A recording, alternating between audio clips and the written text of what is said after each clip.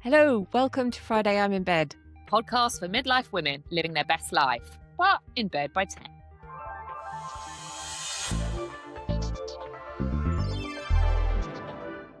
Okay, as is traditional, we're going to start with the moaning. I'm here with Georgie Swallow today because Kate is still sunning herself in Spain, as I was just explaining to Georgie. Did I say that the right way around? Or did I just call I you think Kate? so. Oh, okay. No, I think I'm Georgie. She's Kate. But I Yeah. could be Kate today. That works. No, it's At this fine. You're point, I could be Georgie. anyone. You're Georgie, but you're definitely Georgie. I just wasn't sure. I am definitely Georgie, but Okay, some days I could be other people. This is definitely Georgie, and she's going to tell us what's been annoying her this week. It's really annoying saying it out loud because now that I'm going to say it, I'm wondering if I'm unreasonable. But I have been frustrated with my other half over this as well. And so now that I have to air this, I'm like, oh God, please be a valid annoyance. So, you know, when you make a bed, the sheet that goes on said bed, if that is wrinkled in any shape or form, I'm not talking about like a crease, like you have to iron it. I don't iron my bed sheets, but I need that thing pulled so taut that you could, I don't know, bounce off it. Because if I feel like the slightest ripple, it drives me nuts. I don't know if it's a sensation thing or I don't know. It drives me wild. And my other half kindly makes the bed. And if he hasn't pulled that sheet taut, I get really, but I can't say that to him because I'm like, you can't be like, oh, you've made a bed wrong because then I'm psychotic. Wrong, yeah. So I will then strip the bed again just to tuck all the sheet in. And I'm scared he's going to catch me one day and think I'm absolutely crazy. But it drives me wild. And I don't know if it's a me thing or if it's just who likes getting into a bed when you can like feel the sheet all wrinkled up together. I'm not mad, right? No, you're not mad. I'm going to tell you, right. Some people, this may not bother, but this is up to me today. So it is absolutely allowed because before you'd even finished your first sentence, I was like, oh my God, yes. Because my husband does exactly the same thing. Oh. And he fidgets so much and rucks up the sheet. So every morning I have to pull it extra tight and it ends up, I can't stand it. It's like the Princess and the Pea, I think. It's exactly if that. there's a wrinkle on that sheet, then I'm done. We wake up and it looks like he's done 10 rounds with someone in there. It looks like it's all, and not in a fun way, is all I'm going to say. It's just everything has been pulled apart. And I don't think I was like this before. An element of me thinking is well, maybe this is perimenopause stuff and it's this frustration because it's hot and I'm sweaty. And then if the sheets touch me weird, no, I want it tight. But on the flip side, if you're going to stay in a hotel and they tuck all the bed into the end and that's in the bottom. Can't stand it. I get in because then your feet are trapped. Pull it all apart. And that's another thing. My boyfriend will be like, what are you doing? I'm like, I don't want to be cocooned. So I need a tight sheet, loose top. Right? Okay. Yeah. I think we could probably share a bed, if you want. Please. We'll kick the other halves out. We'll share a bed. As long as it's with the pugs as well, I'm a happy girl. That is definitely allowed. Perfect. Okay. Right. I need to know what your annoyance is. Okay. Mine is definitely random and almost certainly just me. But I'm intrigued. It's all my left socks. All of them. Okay. So I have sports socks that, the ones that have a little L and an R on them just in case you forget. I was about to say, I don't know if socks have left and right feet. So the sports socks do. They've got the little L and the R on them, just in case you forget which foot is which, so that if someone says left, anyway. So I have those, but for some reason, whenever I go through my box of I wear them, I put them in the wash, they get washed. And then the right socks I never see again. Perfect. So every time I get them out of the box, I'll lay them out, and there's no. Oh, there's one, that just hasn't escaped yet. This is a lesser known fact. There is actually a gremlin that lives in your washing machine and eats socks for payment for using the washing machine, because I swear to God, socks just disappear. They don't. Yes. And you can live by yourself and they disappear. You live in a family, they disappear. Someone is eating the right socks, and I don't know who, but it's valid. It's valid. Okay. So it is just the right socks. That's the right sock land is where they all 100%. But I also don't think we are a good gauge on what is crazy and what is not, because I'm pretty sure we're both a little crazy. Yeah, I mean, I have a vague suspicion talking to you that this may become very evident in the next segment. Yeah, me too. I think we're gonna find the reason for this in a minute. Okay, brilliant. Both allowed this week. Yes, socks absolutely. and sheets.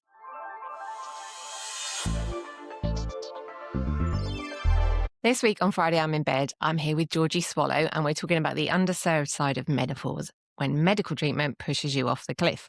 Whether it's surgical or medical, deliberate or accidental, we're getting into our own experiences, why we hear so little about it, even though it affects so many of us, and what help is actually out there. So grab a cuppa or a glass of wine and let's get into it.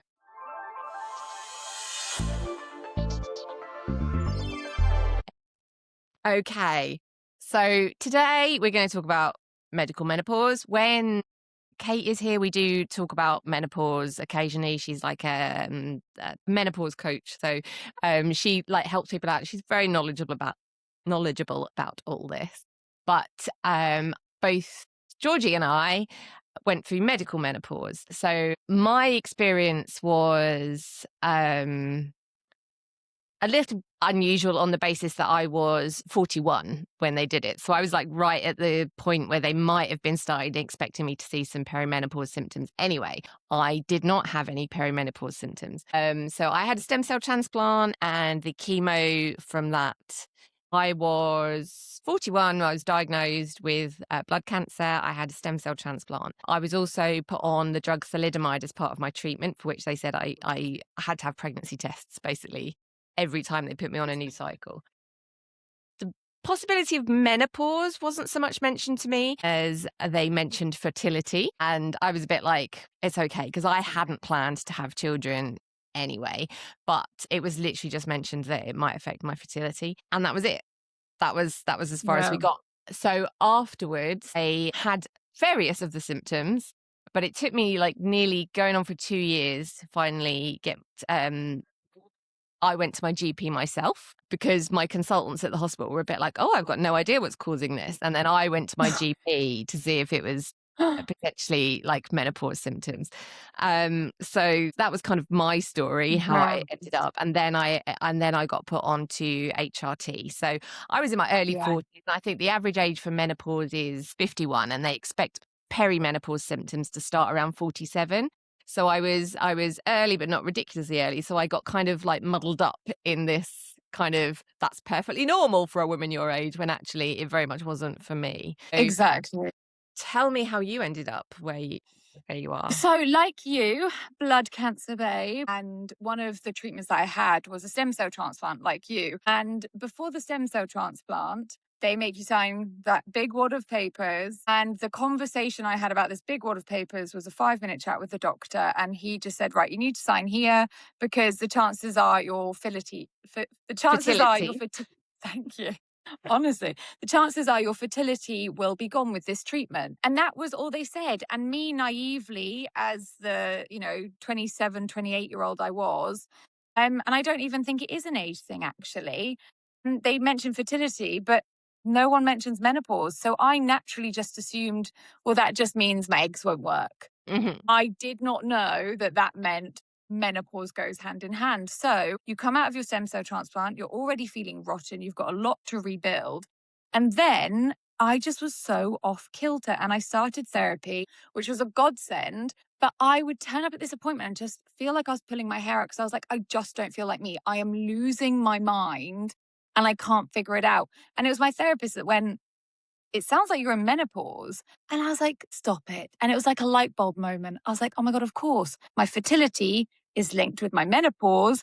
Of course they go hand in hand. And I was like, the amount it would have saved, the amount of time and frustration and cost on therapy it would have saved me to have known before that if your fertility is going to be affected, that probably means you're going to go into menopause. And I started going on estrogen at that moment, but I didn't go to like a menopause specialist. I just went back to my hospital and said, I think I'm in menopause. What do I do? And they said, well, just keep taking the pill. You need a bunch of estrogen, so just take that. And I was like, okay, cool. That sounds great. But what I didn't know is you should go to your GP, figure out what HRT to go on. And then I had a couple of mini strokes for, just in case. They said, let's take you off estrogen while you're going through your treatment. Which I know there isn't, a huge link between them, but there's a just in case. So I did. And then after that, I just didn't go back on, because I didn't know who to speak to. I didn't know where to go. And I thought, oh, well, I'll just coast. Worst decision of my life. Worst decision of my life, because now it's 2 years since then and I am in the depth of perimenopausal hell and I'm only just now figuring out HRT. So I've been losing my marbles for the last 4 years and it's been great for everyone around me. I think so blood cancer is under hematology, so not oncology generally. And I mean, they're amazing doctors, and it's my GP is fantastic, and she said to me, "Oh, hematologists are the cleverest doctors." Menopause is not their thing. They're not endocrinologists. They're not women's health specialists. And so I do really feel like that kind of when they say, "Oh, it can affect your fertility," It could that's very easily much say, they're talking about FYI. like whoever's having this, it can affect your fertility. But what they don't tell you is that for women, that comes with hot flushes, urinary issues, migraines, joint pain, hair loss, skin changes, body changes, energy changes, tinnitus. I mean, how long have we got? I think, isn't there something like 73 recognized menopause and symptoms aren't they or the core ones? That's one I didn't write so down. there's like the core, but I mean, I through now my investigations, like I watch these videos of women who say, I never get a hot flush. And that's, one of the core ones. And it's like, I actually don't think a hot flush is the one that we all need to be talking about. And I just think when it comes to our amazing hospitals and doctors who do an amazing thing for us when it comes to cancer, I just wish as a standard, if you're talking about fertility in a woman, menopause needs to be in the same sentence. And you don't need to tell us all about it, but we've got to know that that's part of it. Yeah. And then also signpost. We understand that you guys aren't going to be the pros with this, but if you've got someone going through a treatment like stem cell transplant, signpost them to a directory, a charity, an information page that can go, this is where you're going to need to go. Or when you're out of this, go to your GP. Anything that just points you in the direction, because you can feel a little bit overwhelmed with it, let alone then trying to figure out where you should go. Like recovery from a stem cell transplant particularly is unpleasant. Yes. And it's a very complicated, multifaceted thing. So you don't always know which symptoms could be this, could be that, could be the other. So I spent so long saying I was having these terrible... See, I never felt like I had hot flushes so much as I felt like my temperature regulation had just been completely switched off.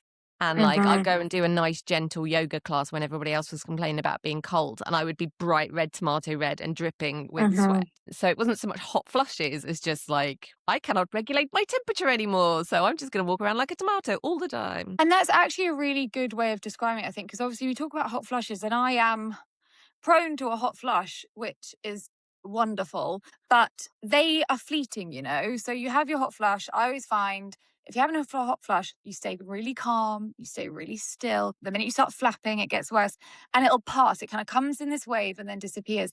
But the temperature control thing is such a big one, because I'll find myself hot in a situation where I should be cold, and then I'll be walking around on this lovely heat wave of a day and my fingers go completely numb, and I've now got like Raynaud's where I just lose all the circulation in my fingers. And I'm going, this is backwards. And I think that's what menopause is. It's feeling like your body's just a bit backwards.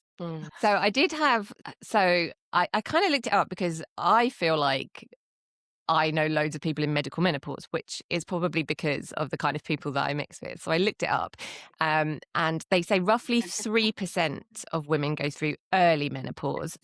That's before kind of 45, I think. Of that 3%, 89% of those are medical menopause. So it is actually a lot lower number than I suspected. Both of us were chemotherapy, but the main causes of medical menopause are, watch my eyes go over here to my notes so that I don't get it wrong. So radiotherapy, which is also a cancer treatment, and surgery, obviously, if people have had like ovarian cancer and things like that. And another medical one, which is where they give people, breast cancer, I think is the common one, isn't it? If you've got hormone sensitive cancer, then they put you into medical menopause by giving you hormone suppressing treatments, like Zoladex. I know a few people who are on Zoladex. Generally, surgery is definitely not reversible. Therapy can be. And the hormone suppressing treatments are in theory reversible. If they take you off it, you'll come out of menopause. in theory, there is the potential that your ovaries could recover, which, hey, could be hella fun because it could mean you have to go through perimenopause twice. No. So the older you are, the less likely that is to happen. So I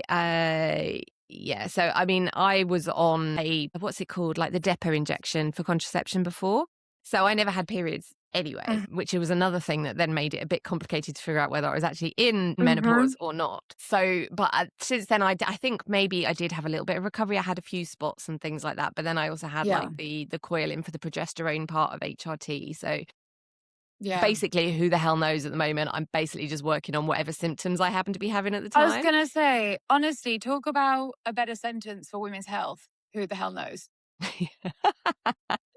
Who the hell knows what's going on? I just play whack-a-mole with symptoms. It's a really fun game. I find, and as well with periods, because what I didn't know is, so I didn't understand, menopause is when you've gone a year with no period. And menopause, I think, is actually like that one day, and then you're just in the post-menopause. And then perimenopause is every day up until that. Whereas I've just been saying, oh, I'm in menopause, because I also just think it's easier. But since learning that you have to have had no period for a year, because I have the joy of not knowing when a period is going to come. So I'll go 6 months, no period. And then out of nowhere, I'll have a period for 2 months. Then I'll disappear for 3 months. And then I'll get 2 periods in 1 month. And it is a very fun game of, can I wear white this month? Because who knows what's going to happen. I guess we're okay today. Yeah, we're hoping. But this is the thing. So for me, when I got told, to start taking the pill, they said, don't come off it, don't take any breaks. So I didn't have any periods for a couple of years. And then it was only when I came off that pill, it was those 2 months, and then I got a period again. So I went, oh my gosh, I'm coming out of the menopause. I'm one of those unbelievably lucky people that are coming out of it. This is wild. And then I lost my periods again. And what I didn't realize was with the ovaries shutting down from the stem cell transplant, it didn't overnight the menopause and I just was immediately into it. It meant I was in perimenopause. And so for the last, 5-6 years, that's what I've been going through. So I am on this real teetering edge of, God, I could do a year with no periods, please, thank you, and then just be done with it. Because then your hormones just level out. Like once you're post-menopause, you just go flat. And what I learned was when you're in perimenopause, obviously like women's hormones are on a 28-day cycle. That 28-day cycle could happen in a day when you're going through perimenopause. So we're like this. So like this was actually a really good writing. Is this filmed? Yes, it is. There is video. So, yeah. I'm about to do a very like scientific this meant some Ziggy patches in the wall, just in case you don't have the video. Yeah, I'm about to do a very scientific description of our hormones. So when you are going through a normal menstrual cycle, you are a steady wavy line of a traditional 28-day cycle. And then when you're in menopause, it's just flat. And your hormones just go flat. You don't have that up and down. But perimenopause, you zigzag up, down, up, down, up, down. And all those up, downs can happen in one day, which is crazy. And, exciting roller coaster of a life. It's honestly, it's wild. And they say the change that happens to your body going through perimenopause and menopause, the way that the estrogen drops off is like one of the biggest physical changes, or actually I think it's the biggest physical change a body can go through, and yet it's the most understudied thing a body goes through. And I'm like, no wonder we all feel like we're floundering. And also it's no wonder that doctors don't signpost, because no one actually knows what is going on. I mean, this is one of my favourite soapboxes to get on, is women's medical treatment and why these things are understudied. So for years, basically, they didn't put us in drug trials because the hormones made us too complicated. So they didn't even bother to use us in regular drug trials because the hormones were complicated. And then, just when you get to the hormones themselves, that's definitely not been studied, because it's like no one could be bothered, basically. This is it. And I hate to say it, but if it was happening to a man, we'd know what was going on. Oh yeah.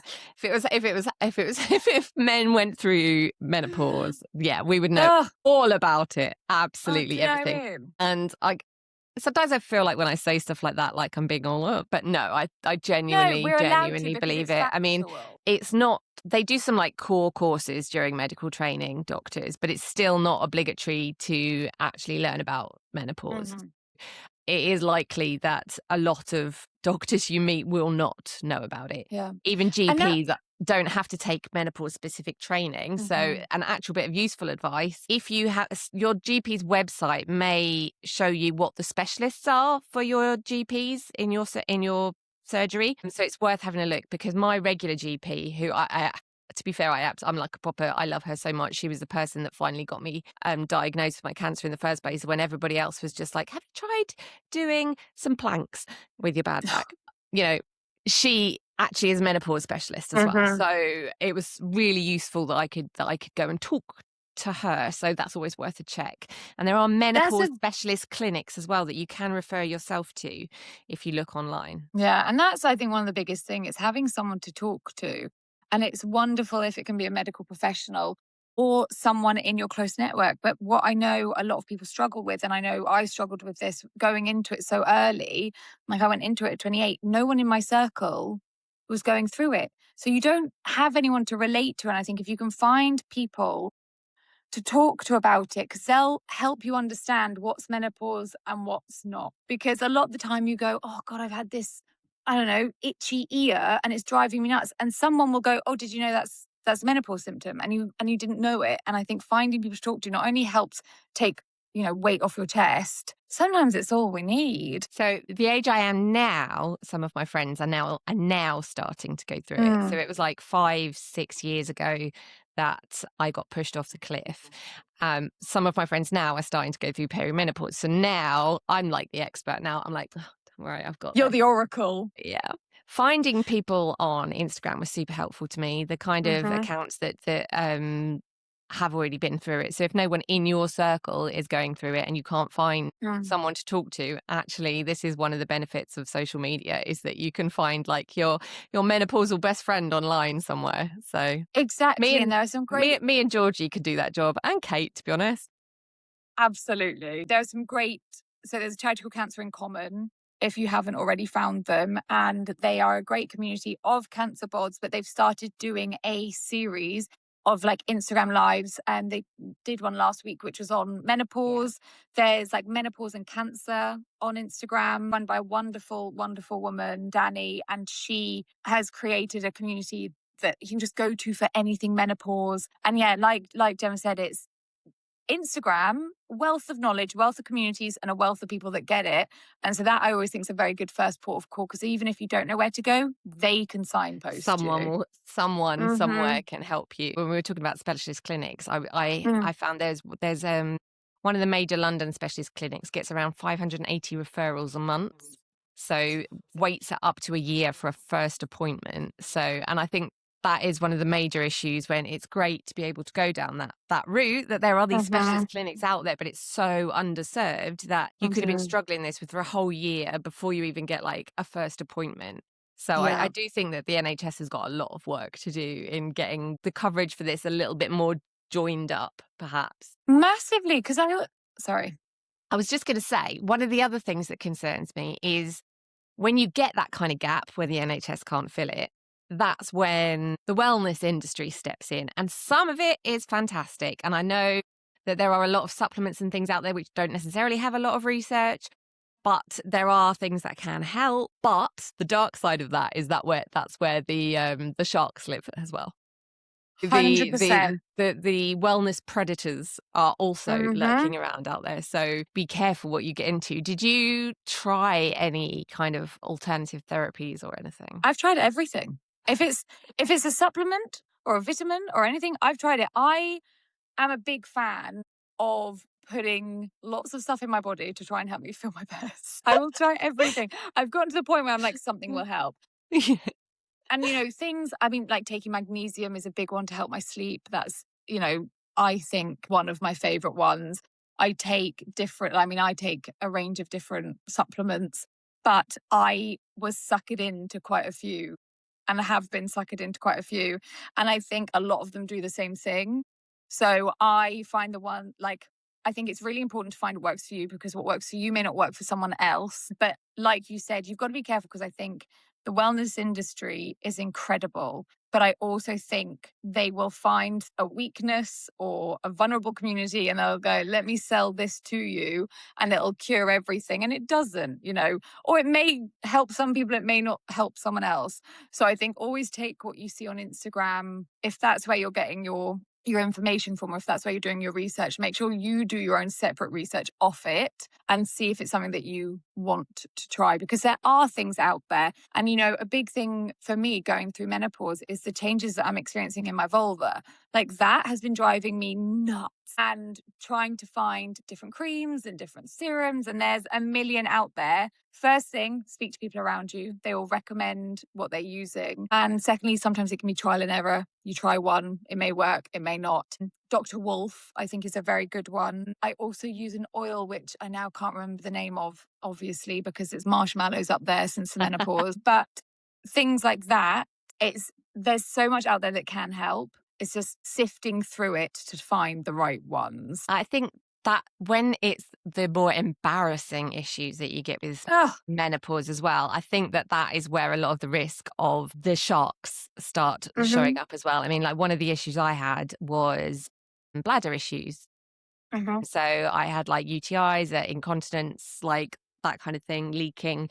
And UTIs have made a permanent embarrassing. Yeah. It took me ages to go to the GP. There was a supplement I tried for that because I was embarrassed and I didn't want to go to the GP. When I eventually did go to the GP, they put me on a drug called oxybutynin, which just changed my life. Absolutely changed my life. Really? So that one was and that also helped with the sweating, worth notice. There are drugs out there as well, which is worth mentioning. That suddenly occurs to me. I've said it's worth mentioning a lot today. It's because all of this is worth mentioning. It's very much worth mentioning. If you're in medical menopause and it's because it's hormone sensitive cancer or something that you have, don't just assume that there's nothing that can help you with menopause symptoms as well, because that's very important, because there are drugs. SSRIs can help, gabapentin can help, the one I just mentioned, oxybutynin, can help. So there are treatments out there that can help. And I mean, even there's talking therapies and things that can help, coping strategies and stuff like that. It's just all about, I don't think there's any one answer. Even if you're on HRT, I don't think they just put you on HRT and go fixed. Off you go. No.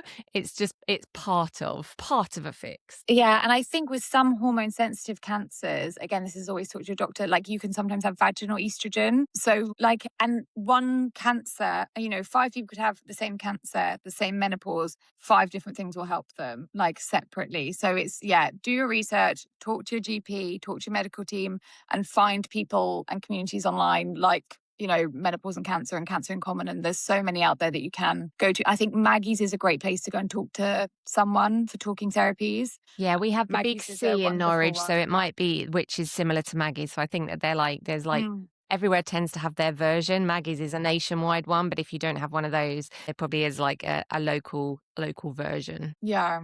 But definitely don't suffer in silence. I think that's the biggest thing that I've learned, even though it's really difficult to talk about. Don't suffer in silence. Go and ask for help. I mean, and it's toe curling, I mean, I went to the GP and I had a difficult experience with my GP, frustratingly, with the menopause. But I went in, tried to go over everything. And I had a woman GP as well, which this is what kind of drove me nuts. And there were 2 young men in there who wanted to train to be doctors. And so they were observing the appointment. And I was sitting there going, I need to talk about this vulval? Is that a word? Vulval uncomfortableness? Vulval discomfort? I think so. Yeah. And I was like, I either walk out because I'm too ashamed and I'm too embarrassed, or this is something that affects 50% of the world. They are going to need to learn it as well. Suck it up, buttercup. So I spoke about it and asked for support. And I was actually dismissed by my female GP, which I found really frustrating, because she's then teaching the next generation of male doctors that that's okay. And I found it really frustrating. But I know it can be so curling talking about these things. If you don't talk about it, you're not going to get anywhere. So take a tequila and then go to the doctor. I mean, yeah, that could work. Yeah, I mean, why not? I mean, maybe arrange your appointment for later in the day. Yeah, maybe have someone drive you. Yes. No, that is not advice we're sticking with, but Sometimes no, with a that's touch of not. carrot top. Yeah, I mean, disclaimer: this is not official medical That is advice. not recommendation. This is a We are random chat. not doctors. Yes, this is a random chat between two people who may or may not have tequila on their cornflakes. What do you think is in my water bottle? Is that tequila? This is Who electrolytes knows? because Yeah. menopause and creatine. Wink, wink. Honestly, that's not keeping hydrated is also a really big. I mean, that's a big one for life anyway.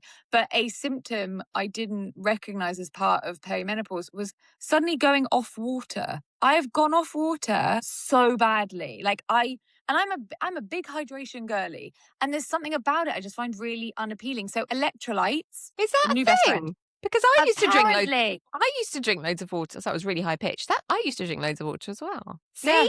you can have been in it for 6 years and you're still discovering You learn something new every exciting day. new fact. I am a biggest. I actually get asked a lot, like, how do you know you're going into it? And a lot of people think it's like the hot flushes that come first and things. And I actually don't think it is from speaking to a lot of people.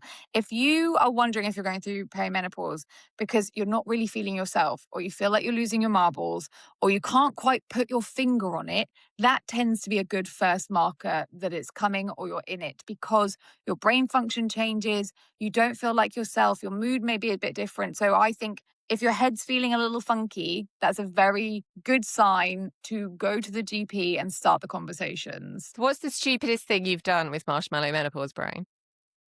God, what haven't I done? Literally, I think 2 days ago, I'm tidying up, and I keep all my bed linen in like drawers under my bed, and I'm putting stuff away, close the drawer, and I walked off going, what is red in that drawer? And I go back in, and I've put a pair of high heels in the drawer. Oh. And because I remember thinking, I don't usually see anything red in there. And I opened it up, I put a pair of shoes in there. Don't know when I did it. Well, it's a good job you noticed them, or otherwise you'd have been like, where the hell are those shoes gone? And then you will Honestly, never, ever, ever see them again. I put my phone down on the table and I walk away, come to get my phone. Where is it? Because I am adamant I have left it there. It's not there. It has gone. It's been eaten into the ether, and I will find it in the fridge in an hour. I do that all the time. I've got an Apple Watch. You can make it go beep. So I just follow it around the house. So I can use my watch God, to make my phone go beep. But yeah, I need that on my mind I because do I'm that losing all it. the time. Yeah, putting things in random places, I feel like should be like a medically recognized first sign. Like the first time you put the milk in the washing machine, or like just the cupboard, or anywhere that isn't the fridge, basically. Anywhere you should be like, meant to be. well, maybe it's time for HR. It's so silly. I mean, I had a day not long ago, and it was sort of what like drove me to wit's end and booking my GP appointment, because it didn't matter what I did, everything went wrong. You know, I had an appointment at 10 a.m. and I saw it, I Googled it, I set my alarm, all these different things. But this whole time I was going, oh, well, but I need to leave at 10. And then I was like, hold on a second. And then the train I went to a different station. I get on a line bike and I put my bags in there, couldn't get the line bike going. So I try and flag a cab, left everything in there, left everything on the line bike. I bought these lovely cupcakes, left them in there. I was gutted. No. I was so devastated. And it was like this whole day of everything. And it didn't matter how much. And I get a lot of people saying, oh, well, you just need to concentrate or slow down or make a list. And that's not it. You could have every preparation to be organized and everything just doesn't seem to go to plan. That is the biggest pain in the tuchus when it comes to menopause. Absolutely. I've said this before. Like, I used to be like the queen of organized. Like, I hold everything in my head. Like, my husband will be like, what are we doing on Tuesday in 3 weeks' time? And I'll be like, oh, well, actually, we've got this in the calendar. This is what everything is in my head. I never used a paper diary for my entire life. Just could not, never really needed it. Now, if it's not in my diary, it's basically not happening at all. Including thinking I was coming in to speak to you at 12 today rather than 10. So I didn't change that. So that immediately stopped happening. I very happily let you have that one as well, because I can't remember the conversation. It could have been 12 and I changed it to 10, or it could have been 10. No, it was. I went back and looked. It was 10. Don't worry. Thank God. You win this one. It was definitely this round is mine. 10. Yeah. Because when you said, oh, I thought it was 12, I was going, you know what? You may be perhaps wrong. And I was thinking it could have been me. Not a clue. It goes, honestly, in here and out of here in the space of 3 seconds. I think the thing, and this is definitely, if you think some treatment that you've on may have put you into menopause, but nobody's mentioned it, and then you find yourself just like completely feeling like a different person. So for me, it was very much that not being this super organized. I've got everything. Don't worry, I've got everything down, and having to write everything down. And it took me a long while to start writing everything down as well. It took me an awful lot of completely forgetting appointments and leaving the house at completely the wrong time and any numbers, not knowing what day of the week it was, to really get myself to be like, every morning I basically get up and look at my calendar, and I can't do more than like 4 days ahead, or otherwise that's just too much in my brain. So that overwhelm was like a tip, really, because it's easy to go. I mean, I was going, oh, it must be chemo brain, but it You turned liken out, it to chemo. Everything. Oh, it's just chemo brain fog. Oh, I've got joint pain because my joints are sore. Like, I actually just thought of another, which is the most frustrating thing when it comes to menopause, is when you forget the names of people you have known for 20 years. I refuse to introduce anyone to anyone else anymore. And I'm talking about, I could be talking about my sister. I could be introducing you to my sister, and I will look at her and go, and it's nothing. And the sheer sweat and panic that comes over me, because I love these people. I love you. I remember you. I know you. You're one of my best friends. And I look at them and go, nothing. Empty. Absolutely empty. Drives me nuts. That's probably the biggest frustration, because it also tends to make you feel a bit awful inside, if I'm honest, when you forget someone's name that you know and love. But you go, it is what it is. I think, brain fog is quite often what it's referred to. And I do think that's a really good description of it, because it does sometimes feel like you just can't see stuff until it's up close in your head. So you'll be like, I know that's in there somewhere, but all this fog's in the way. Yeah, 100%. So that is very much, very much a classic. One of the things it's worth remembering, the difference between medical menopause as well and regular menopause, like when you're like start gently going into it, is what you said about like the perimenopause hormones. I mean, it like you said, it's different for everyone, but somebody going into a natural perimenopause may find that their symptoms start very occasionally and then get more and more and more and more frequent. So it's more of a gradual change. Yeah. So you might be like, oh, you had one of those days, like you said, and then everything's normal. So then like a year later, you have another one. But then 6 months later, you get one. Whereas when they shove you off the medical menopause cliff, you'll be like, oh, all my days are like this now. This is it. And then you have 2 good days and you go, oh, okay, maybe I'm fine again now. And then you have a slight, So it's like, you'll still get those ups and downs, but it's just all like compressed into this tiny block. Exactly. And like some people, I mean, for us, I don't know. Oh, I mean, even we're different, and we both had it from a stem cell transplant. But like, you get some people who literally don't even get the shorter perimenopause. Some people just go bang straight into it overnight. I found like, I think we're quite similar. Like, all these symptoms came on so quick and so heavy. So when you get that one day where you kind of feel yourself, the next day when you go back, it's just soul crushing, because you get this little glimmer of what life used to be. And then it's soul crushing again. And it's just, it's a whirlwind. It's a whirlwind. Yeah. It's a whirlwind that we all just have to support each other through. And I think the most amazing thing is podcasts like this that you do, where there are spaces to people talk about it. I'm adamant with my friendship group, when we get to that age where menopause is coming, I am going to be I do this now. I just think everyone should know everything about it, so that when it comes, you know what to do. Yeah, because they don't teach you about it, and no one mentions it. And this is one of the things that I think, and you do get a lot of like, there are women talking about it online now. There's like the Davina McCall, and there's a lot of these documentaries. But again, you get a very typical view of the person who's going through this. So you like late 40s into your 50s, and like that's very typical. But you then like, even regular menopause, people can start getting perimenopause symptoms from their late 30s. So it is important to know that it's coming, and be informed. And also, and I say this with every single medical issue, not be fobbed off, because I think as women, we get told a lot that basically suffering is our lot, and this is normal. People who get told painful periods are normal, like heavy periods are normal, that then turn out to be endometriosis like 15 years later. Menopause is normal, and menopause is normal. But so are lots of other things that we get medication for. Yeah. So the being suffering isn't normal doesn't mean that you can't go and ask for help about it. And every woman's experience is different. So just because you're talking to someone else who goes, Women make such a fuss about this. I just sailed through it with no problems at all. How Then lucky are good they? for them. That's good for them. How lucky are they? No, that's, I think, like the best advice. Like, Don't there's get fobbed help. off. Yeah, there's help. Find it. Push Get for it. referred. And we do have the NHS, so you shouldn't have to pay, but you may have to wait. Okay, thank you so much, Amazing. Georgie. Oh my It's been God, no, amazing I having love it. you. Thank you for joining us for another roundup of midlife chat, hot takes, and occasional moaning. Well, quite a bit of moaning. Make sure you hit subscribe so your podcast app gently nudges you every Friday, because honestly, who remembers anything without a reminder these days? And also, we like people liking us because we're very needy. And if you fancy being extra lovely, leave us a rating or a review. It helps more brilliant women like you find us. Have a great weekend, everyone, and make sure you find time for yourself. You deserve it.